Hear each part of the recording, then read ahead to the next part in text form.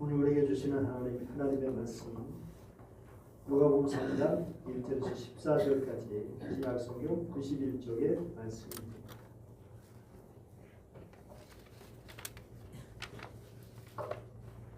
디베르 황제가 통치한 지 15해 곧 본디오 빌라도가 유대의 총독으로 헤롯이 갈릴리의 분봉왕으로 그 동생 빌립이 이드레와 드라고닐 지방의 분봉왕으로 루사니아가 아빌레네의 분봉왕으로 안나스와 가야바가 대제사장으로 있을 때에 하나님의 말씀이 긴 들에서 사가랴의 아들 요한에게 임한지라.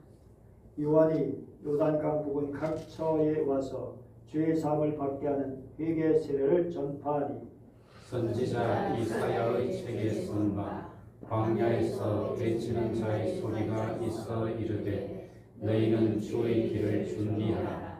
그의 오실 길을 곧게 하라. 모든 골짜기가 메워지고 모든 산과 작은 산이 낮아지고 굽은 것이 곧아지고 험한 길이 평탄하여질 것이요 모든 육체가 하나님의 구원하심을 보리라 함과 같으니라. 요한이 세례받으러 나오는 우리에게 이르되 독사의 자식들아 누가 너에게 일러 장차올 진노를 피하라 하더냐. 그러므로 회개에 합당한 열매를 맺고 속으로 아브라함이 우리 조상이라 말하지 말라. 내가 너희에게 이르노니 하나님께서 능히 이 돌들로도 아브라함의 자손이 되게 하시리라. 이미 도끼가 나무 뿌리에 놓였으니 좋은 열매 맺지 아니하는 나무마다 찢겨 불에 던져지리라. 우리가 물으이르되 그러면 우리가 무엇을 하리이까? 대답하이르되 옷 두 벌 있는 자는 옷 없는 자에게 나눠 줄 것이요 먹을 것이 있는 자도 그렇게 할 것이니라고. 세리들도 세례를 받고자 하여 와서 이르되 선생이여 우리는 무엇을 하리까 하네. 이르되 부가 된 것 외에는 거두지 말라 하고. 군인들도 물어 이르되 우리는 무엇을 하리까 하매 이르되 사람에게서 강탈하지 말며 거짓으로 고발하지 말고 받는 금료를 족한 줄로 알라 하니라. 아멘. 이 땅에는 많은 아픔과 상처가 있습니다. 또 두려움이 있습니다. 그동안 오랫동안 인생을 살아왔던 어른들은 더욱 그러할 것입니다. 우리 손자 몸 조심하자. 쉬는 행동하지 말고 길 가다가 고성도 하지 말고 학교에 조용히 다녀라고 하는 위할머니의 메시지가 저에게도 이렇게 전해졌습니다. 옛날 시절을 살아왔던 그래서 아픔과 두려움이 있었던 어른들의 그 마음을 이 한 메시지를 통해서도 잘 알 수 있습니다. 그래서 많은 부모들이 자녀들에게 이런 저런 메시지를 보낸 것을 볼 수 있습니다. 이 역사 속에서 수많은 아픔들, 어둠의 역사 속에 많은 고통의 시간들이 있었습니다. 그것을 오늘 누가복음 3장 1절에서도 간단하게 언급해 주고 있습니다. 오늘 말씀은 때가 참으로 어두운 때입니다. 누가는 오늘 본문에서 그때를 상징하는 인물을 쭉 언급하고 있는데요. 먼저 디베리오라고 하는 그런 인물입니다. 그는 아구투스 왕제의 의붓 아들로서 그를 이어 통일 로마 제국의 제1의 황제가 되었는데 초기에는 개혁 조치를 많이 내렸지만 나이가 많아지면서 나폴리만에서 멀지 않은 카프리 섬에 들어가서 이곳에 빌라를 짓고 거기에 집거하면서 서실로 정치를 했다고 합니다. 그리고 로마를 이렇게 측근동맹을 통해서 다스렸지만 반역이 일어날까봐 두려워서 많은 사람들 처형했습니다. 그래서 그의 시대는 한마디로 공포 정치의 시대였습니다. 그래서 그의 별명을 타이베리우스라고 폭군 티베리우스라고 하는 그런 이름까지 얻게 되었습니다. 본문은 그런 그가 통치한 지 15년 되는 그런 해에 일어난 일을 말씀하고 있습니다. 그리고 이어서 본디오 빌라도가 나온 걸 볼 수 있습니다.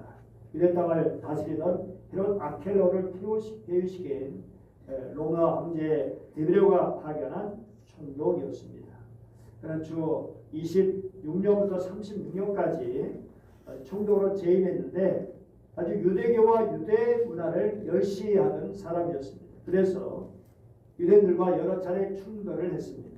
황제 얼굴에 그려진 깃발을 예루살렘을 들여오다가 저항에 직면했고 수로 건설 비용을 충당하기 위해서 성전 금고에 손을 댔다가 거의 봉기 수준의 저항에 직면하기도 했습니다. 이런 일을 경험했던 이 빌라도는 또다시 밀단이 일어나면 그리고 그것이 황제에게 보고되면 자기 위치가 위태하다라고 생각이 들어서 그래서 대제사장과 그 무리들의 결국 굴복하고 예수님을 이제 십자가에 처형하게 하는 그런 일을 자행하기도 했습니다. 그리고 분봉왕 헤롯 안티파스 저는 갈릴리를 다스리던 사람인데 분봉왕이란 대왕이 다스리던 영토의 4분의 1을 다스리는 영주라는 뜻이죠. 야심만만했던 그는 분봉왕의 지위에 만족할 수 없었고 아버지 헤롯 왕의 영토를 전부 다스릴 꿈을 꾸었습니다. 그는 나사렛에서 멀지 않은 곳에 있던 도시 세포리스를 건설해서 수도를 삼았고 그리고 불과 이제 20년도 지나서 갈릴리 호수의 새로운 도시를 건설했는데 그게 바로 이제 디베리아 즉 티베리우스라고 하는 이름으로 그 도시를 정했던 거죠. 두 번에 걸친 토목공사로 막대한 예산이 들었으면 불문가진데 여기에 필요한 재원을 마련하기 위해서 갈릴리와 베리아 농민들을 수탈했습니다.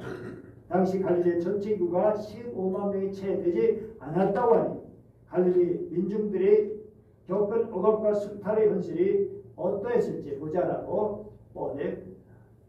빌립은 갈릴리의 북부 동쪽 지역인 아들의 드라고시를 다스렸고 루사리안 안티 레바논 너머의 땅 그러니까 갈릴리로부터 아주 먼 땅을 다스렸던 것을 볼 수 있습니다.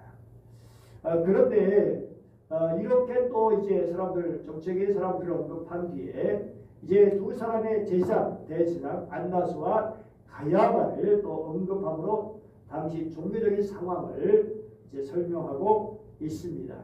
그들은 로마 제국에 임명된 사람들이었기 때문에 하나님의 뜻을 어기는 것보다 황제의 뜻을 어기는 것을 더 두려워했습니다. 그래서 정치도 종교도 백성들에게 결코 희망이 되지 못했던 그런 어두운 그런 시대였습니다. 누가는 그 시대를 그렇게 요약한 후에 딱 한 가지 덧붙입니다. 하나님의 말씀이 광야에 있는 사가랴 아들 요한에게 내렸다라고 하는 것입니다. 황제가 있었고 총독이 있었고 그리고 분봉 왕이 있었고 대제사장들이 있었지만 그들에게 하나님의 말씀이 임한 것이 아니라 바로 광야에 있었던 요한에게 말씀이 내렸다라고 하는 것입니다. 요한은 그 어둠에 직한 시대에 홀로 깨어 있어서 양심의 등불을 밝혔습니다. 광야에 울리는 그 야인의 음성은 지치고 낙심했던 그런 사람들의 마음을 흔들어 깨운 하늘의 북소리였습니다. 하나님의 말씀에 사로잡히면 어쩔 수 없습니다. 외쳐야죠. 요한일단강 주변 온 지역을 찾아다니면서 죄사함을 받게 한 회개의 세례를 전파했습니다. 그런데 왜 하필이면 요단강입니까? 라고 하는 것입니다. 이스라엘 사람들에게 요단강은 아주 신성한 강입니다. 광야가 많은 그 땅에서 요단강은 그들의 유일한 젖줄기이기 때문이죠. 이스라엘 최북단의 우뚝 솟은 2734m의 헬본산에서 발원해서 유대 땅 이제 한복판을 남북으로 가르면서 흐르는 그 강은 갈릴리 호수를 지나서 강폭이 넓어지고 세계에서 가장 낮은 요단 계곡을 타고 흐르다가 마침내 사해에 이르게 되죠. 유대 땅의 무생명들이 그 강에 기대어 산다고 할 수 있습니다. 요단강은 생명의 강이라는 상징성이 그래서 있는 것입니다. 그런데 그와 함께 경계성이라는 상징성이 또 더 강합니다. 출애굽한 이스라엘 백성들이 동편 지역으로부터 요단강을 건너 가나안 땅에 들어갔기 때문이죠. 요단은 옛 삶을 청산하고 새 삶으로 들어가는 문지방으로서의 상징성을 갖고 있었습니다. 요한의 요단강에서 세례를 베풀었던 그 사실 자체가 이런 상징을 내포하고 있습니다. 그런 새로운 삶의 길로 그 백성들을 부르고 있었던 겁니다. 한 가지 더 우리가 주목해야 할 것은 그가 베푸는 세례였는데 누가는 그것을 죄사함을 받게 하는 회개의 세례라고 그렇게 요약하고 있습니다. 여러분 이상하지 않습니까? 아니 그 당시에 죄를 용서받기 위해서는 어디로 가야 합니까? 성전을 가야 됩니다. 거기서 속건제도 드리고 속죄제도 드리고 그게 당시의 상식이었습니다. 그런데 죄에서 받는 다른 길이 있다는 것인가? 요한의 세례는 백성들에게 희망이 되지 못하는 성전 체제, 오히려 사람들에게 의무와 두려움 속에 묶어뒀던 성전 체제에 대한 부정이었습니다. 오죽했으면 예수님께서는 강도의 소굴이라고 말씀하실 정도였을까요? 하나님을 섬기는 데 앞장섰던 대성을 위시한 성전 당국자들, 종교 지도자들이 하나님의 아들인 예수님을 죽이는 데 앞장섰으니 더 이상 무슨 말을 할 필요가 있겠습니까? 어쨌든 이래 땅 어느 날 갑자기 회개하라는 징과 세례를 받으라는 말이 전쟁을 알리는 나팔 소리처럼 울려 퍼지기 시작했습니다. 그래서 잠자는 영혼들이 놀라 일어나기 시작했습니다. 예수님을 해볼 골짜기 마른 뼈들이 일어나기 시작한 것처럼 은혜에 잠자는 영혼들이 깨어나기 시작했습니다. 감춰있던 사람들이 나왔습니다. 요한을 보기 위해서도 나왔을 것이고 어떤 회개의 세례를 받기 위해서 나왔을 것이고 또 어떤 사람은 요한을 반대하기 위해서 나왔을 것입니다. 요한의 외침이 이 땅을 뒤흔들어 놓을 수 있었던 것은 이때를 위하여 하나님께서 준비해 놓으신 것이 있었기 때문입니다. 그것이 바로 요한의 탄생의 신비죠. 요한의 탄생이죠. 이것은 모든 유대인들이 다 아는 데서 시작됐습니다. 누가복음 1장에서 나오는 것처럼 요한의 아버지 제삼 사가랴 성전에 들어가서 말을 갑자기 못하게 되는 이상한 일이 일어났습니다. 그리고 요한을 낳고 난 뒤에 혀가 풀어져서 말을 하기 시작했습니다. 그의 이름을 요한이라고 합니다. 어머니 엘리사벳이 이미 요한이라고 이름하니까 이상하다. 이 집안에 이런 이름이 없는데 그래서 아버지에게 물었을 때 아버지가 요한이라고 쓰게 됐죠. 손발에 쓰고 그러자 입이 이제 말할 수 있게 되어졌습니다. 얼마나 놀라운 일입니다. 그 당시 사람들은 메시아를 갈망하고 있었던 그런 시대. 그런데 세례요한이 자라서 드디어 많은 사람 앞에 하나님의 말씀을 전하게 되었던 것입니다. 그래서 구약에 우리하고 예언했던 메시아가 바로 그 세례요한이 아닌가라고 하는 그런 생각을 갖게 되었습니다. 하나님의 말씀이 빈들에서 사가랴 아들 요한에게 임한지라.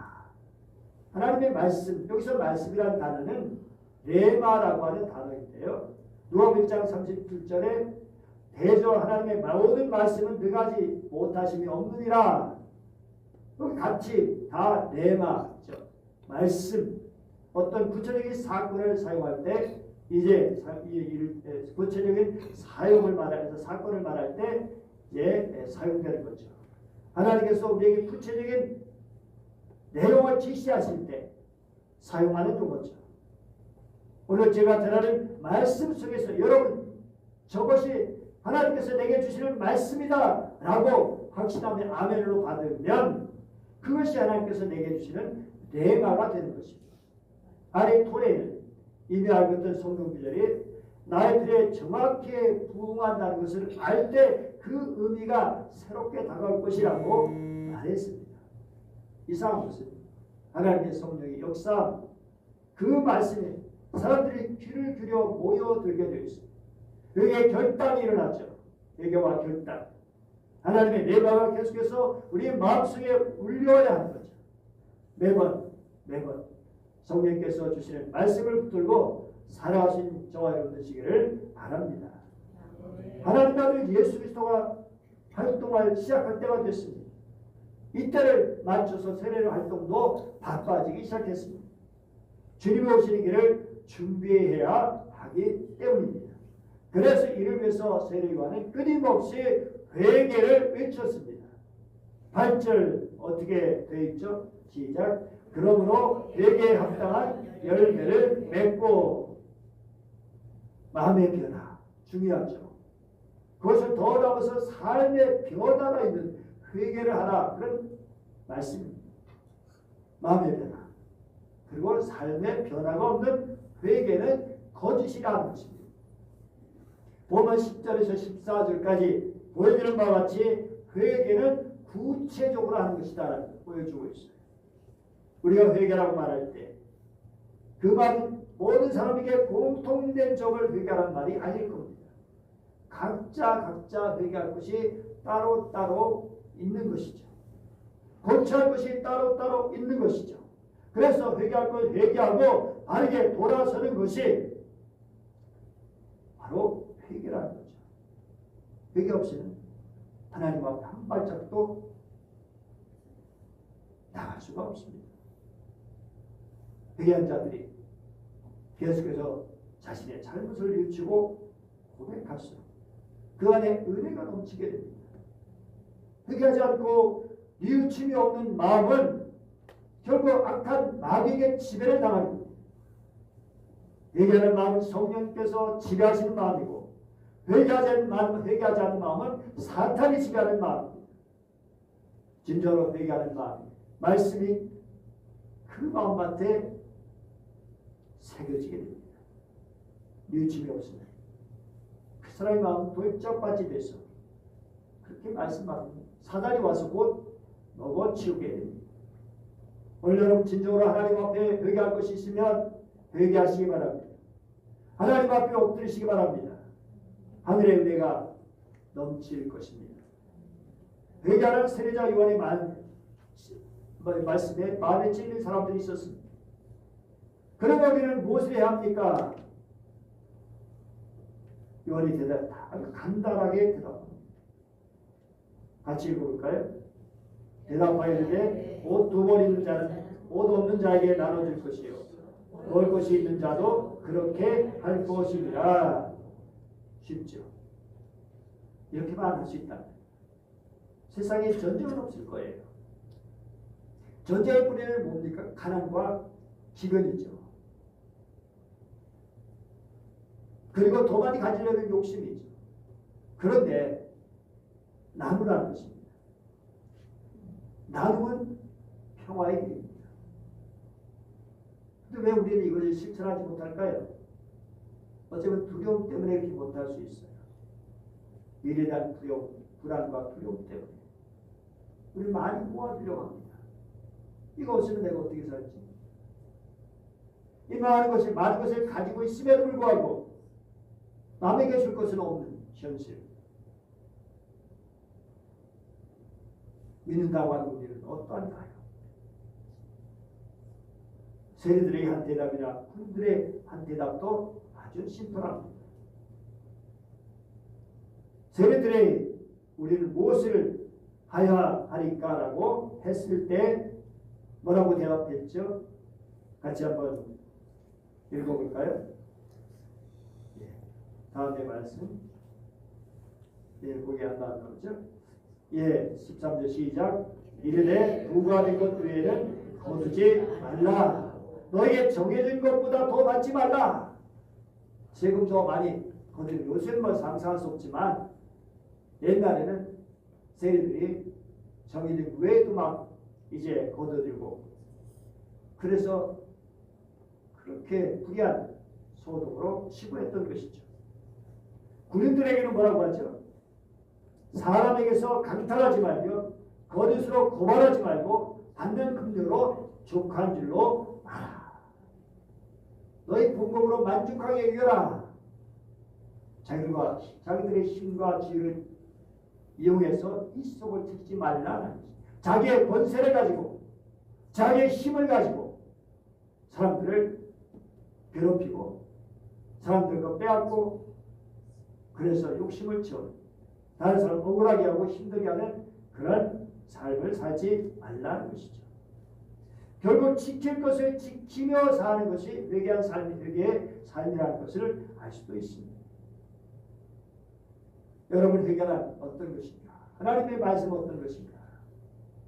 우리 신명기 30장 11절부터 쭉 말씀 보면, 내가 오늘 내게 명령한 이 명령은 내게 어려운 것도 아니요 먼 것도 아니라고 말씀하십니다. 12절은 뭐라고요? 하늘에 있는 것이 아니다. 그 다음에 13절은 뭐라고요? 바다 밖에 있는 것이 아니다. 14절 같이 읽어보죠. 오직 그 말씀이 내게 매우 가까워서 내 입에 있으며 내 마음에 있은즉 내가 이를 행할 수 있느니라. 마음이 있다. 네가 하려고 하면 마음이 있으면 할 수 있다라고 하는 거죠. 나누는 것, 내가 마음이 있으면 얼마든지 나눌 수 있는 거다. 네가 마음을 그렇게 정하지 않기 때문에, 결심하지 않기 때문에, 움직이지 않기 때문에 못한다는 것이죠. 우리의 입에 있고 우리의 마음에 있다. 예다 성막에 가면 이제 주님께 들었으면 양을 잡는 데가 있고, 또 양의 피를 붓고 태우는 바로 번제단이 있습니다. 그리고 여기서 조금 더 들어가면 물두멍이 있습니다. 큰 대, 물이 담겨져 있는 거죠. 여기서 제사장들이 성막에 들어가기 전에 손이나 발을 씻게 되죠. 손이나 발을 씻지 않으면 여기서 죽게 되는 것입니다. 피를 붓고 태우는 제단이 회개를 의미한다고 하면, 손이나 발을 씻는 대야는 고백이라고 할 수 있습니다. 번제단의 회개는 예수께 나올 때 단 한 번의 회개를 의미합니다. 이런 회개를 만나는 사람은 눈물로 범벅이 됩니다. 울면서 눈물로 회개합니다. 왜냐하면 머리부터 발끝까지 죄가 가득한 것을 발견하기 때문에 이런 죄를 짓고 내가 어떻게 살았나 싶은 것이죠. 가슴이 터질 듯합니다. 이런 죄인이 어떻게 하겠는가 싶어서 울기도 합니다. 저는 고등학교 2학년 때 이런 말할 수 없이 눈물을 흘렸습니다. 그냥 펑펑 쏟아지는 눈물이었습니다. 하나님의 은혜죠. 내게 이제 예수님께 돌아오는 것이죠. 주님만 믿고 의지하겠다는 것이죠. 이렇게 얘기하고 예수님을 구주로 영접한 그런 사람도 매일매일 손과 발을 씻어야 하는 것입니다. 이것은 저는 뭐 회개라고 할 수도 있지만 앞에서 말할 회개는 다르죠.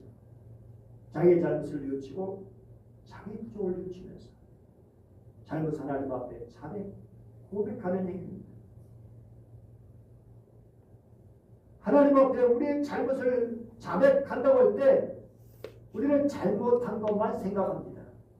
그러나 우리가 고백하고 유치할 점은 주님의 기대에 미치지 못하고 살았던 것을 고백해야 합니다. 그처럼 큰 은혜를 베풀어 주셨는데, 그처럼 큰 죄를 용서해 주셨는데 제가 다시 그런 무서운 죄를 범했습니다. 그렇게 은혜를 주셨는데 은혜 받지 못한 자처럼 살았습니다. 하나님의 뜻을 위해서 그렇게 해서 살지 못했습니다. 용서해 주시고 저 안에 능력을 주셔서 주님의 기뻐하실 생활을 살게 하여 주시옵소서.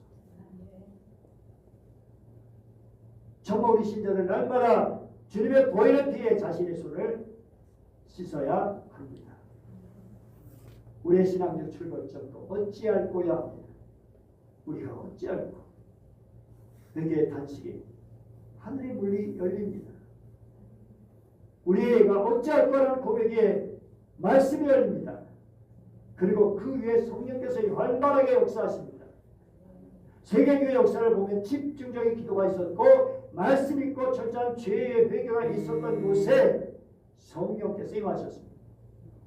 가장 좋은 예가 1907년 그냥 부문동이죠. 나라의 전교에 모여서 기도하고 말씀을 공부하는 중에 어찌할꼬 회개하는 운동이 일어났습니다. 김선주 장로님께서 일어나서 자기가 악은 같은 인간이라고 고백하자. 성령 역사가 일어나서 자기 죄를 고백하는 사람들이 줄지어 서게 됐고 심지어 경찰에 저희가 하면은 저희들의 죄수를 잡을 수 있다고 경찰에 왔는데 잡으러 온 경찰조차도 회개했다는 것입니다. 너무 충격적인 일이 아닐 수 없죠. 하나님 은혜로 마음의 변화가 일어나면 삶이 달라지죠. 근데 삶의 방식을 바꾸다 보면 또 마음이 변화되기도 합니다. 하나님의 은혜의 방법 참 다양하죠. 어떤 방식이 됐든 간에 이 대림절에 우리 모두 참여의 사람들이 되었으면 좋겠습니다. 하나님께서 기뻐하신 일을 우리도 기쁨을 할 수 있으면 좋겠습니다. 세례요한은 이사야 예언을 성취하는 것을 자신의 사명으로 삼았습니다. 그런 주님의 길을 준비하고 그의 길을 곱게 하라고 외치는 광야의 소리가 되었습니다. 그렇게 하나님께서 부르셨기 때문입니다. 여러분 이사야 예언, 이사야 선지자가 한 예언 일제로 바벨론 포로 생활이 끝날 쯤 시대 배경을 삼고 있는 포로 생활을 마치고 백성들이 귀환할 때 어림이 없도록 길을 닦으라는 하늘의 소리를 들었습니다. 사람과 사람 사이에 난 깊은 불신, 분열의 골짜기를 메워서 화해와 상생의 삶을 살아야 가능하게 하고 스스로 큰차하며 거들먹거리는 이들을 낮추어 겸손하게 만들고 저마다 죄에 저울도록 살던 삶에서 벗어나서 모두 함께 지향해야 할 세계를 향해서 돌아서도록 가난하고 천대받는 사람조차 존중받는 평탄한 세상을 만들기 위해서 노력하는 것이야말로 주님께서 그렇게 원하시는 그런 세상이라는 것입니다. 이것을 갈망하며 살아갈 때 비로소 모든 사람이 하나님의 구원을 보게 될 것입니다. 주님을 진심으로 기다리는 사람들은 내어놓고 기다리면 안 됩니다. 길을 닦으며 기다려야 됩니다. 너희는 주의 길을 준비하라. 그의 오실 길을 곱게 하라. 우리 마음에 주님 오실 그 길을 준비해야 하는 것입니다. 옛날 왕이 어느 곳에 출정하게 되면 미리 신의 아들이 나가서 땅을 고르죠. 옛날 박제희 대통령도 저기 지악산 쪽에 가난 농락교 방문할 때 군인에 나서 그냥 밤새 길을 닦았다는 얘기를 들은 적이 있습니다. 가진 것을 메우고 돌들을 치워내고 언덕들을 깎아내고 그래서 가는 길을 평탄하게 만들듯이 우리 마음 가운데 예수님 길을 모시기 위해서 우리 마음에 잘못된 부분들을 다 정리해야 하는 것이죠. 골짜기, 니네의 골짜기가 있습니다. 상처의 골짜기, 분별 골짜기. 주님의 은혜와 사랑으로 메워서 내 인생에 있어서 그리고 우리 공동체에 거치는 것이 없게 할 수 있기를 바랍니다. 높은 산들이 낮아집니다. 작은 산도 낮아집니다. 이것은 교만과 오직 불순종을 말하고 있습니다. 이사야 49장 11절 내가 나의 모든 산을 길로 삼고 나의 대로를 도두리. 그래서 우리 기도해야 됩니다. 주여 이 교만의 산들을 낮추게 하여 주시옵소서. 제가 먼저 겸손해지게 하여 주시옵소서. 낮아지게 하여 주옵소서. 나로 인해서 누가 상처를 받겠다면 주여 그것을 용서하여 주시고 진심으로 용서를 빌 수 있게 하여 주시옵소서. 굽은 것을 바로 하라고 하십니다.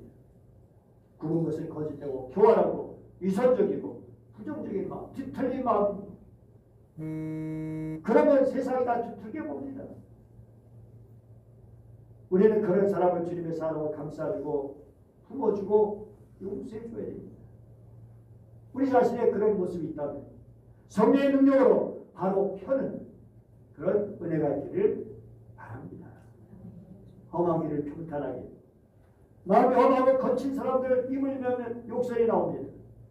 마음이 거칠어져가지고 막 험한 말이 나오고 부정적인 말이 나옵니다. 그래서 우리는 기도합니다. 주여 거친 마음이 다시 부드러워지게 하여 주옵소서. 성령님 살같이 부드러운 마음을 주시옵소서. 비록 거친 삶을 살고 거친 인생길에서 마음이 거칠어졌지만 예수 그리스도를 믿고 그 거친 마음, 예수를 닮은 부드러운 마음, 온유한 마음으로 바꿔지게 하여 주시옵소서. 주님 여러분, 주님께서 얼마나 우리를 사랑하십니까? 우리를 위해서 십자가에 달려 죽으시기까지 이 땅에 오셨습니다. 그러므로 그런 예수님을 맞이하려면 우리는 언제나 주의 말씀의 삶 앞에서 회개의 삶을 살아야 되고 우리 주님 앞에서 우리 자신의 돌아와서 골짜기를 내고 교만한 산들을 낮추고 부정적으로 굽어진 것을 바로 펴고 거칠고 난폭한 모습으로 변한 난폭한 그런 모습이 오늘 겸손의 모습으로 변화돼서 진정 주님을 모시고 섬기시는 심령이 되어야 합니다. 오늘 우리 가운데 저도 여러분도 주님의 위로가 필요합니다. 주님의 은혜가 필요합니다. 성령의 역사심이 필요합니다. 나로 인해 상처받았던 사람, 나로 인해서 힘들고 고통스러웠던 사람, 그들의 마음을 주님께서 위로해 주시고 도와주시기 원합니다. 주여 저는 죄인입니다. 그리고 여러분에 의해서 누군가가 힘들고 어렵다면 여러분도 마찬가지로 주님 앞에 낮추고 그래서 다른 사람에게 상처가 아니라 기쁨을 주는 평안을 주는 은혜를 끼치는 사람들이 될 수 있기를 축복합니다. 기도하겠습니다. 은혜로우신 하나님 아버지 감사합니다. 오늘도 저희를 사랑해 주시고 말씀을 주시니 감사합니다. 주님 다시 오실 주님을 기다리면서 회개하는 심령을 주시옵소서. 자백하며 살아가시게 하여 주시옵소서. 자기 자신의 죄인임을 깨닫고 주님의 기대에 미치지 못한 우리의 삶을 돌아보면서 다른 사람 관계 속에 문제가 되었던 그런 일을 살피면서 하나님 아버지 자기 자신의 자리를 바르게 지켜갈 수 있도록 도와주시고 다른 사람에서 열린 마음으로 나누며 살 수 있게 해주시고 하나님의 기뻐하시는 회개의 삶을 합당한 열매를 맺어가는 저희들이 되게 하여 주시옵소서. 간절히 원하며 다시 오실 주님을 기다리며 주 예수님의 이름으로 기도드립니다.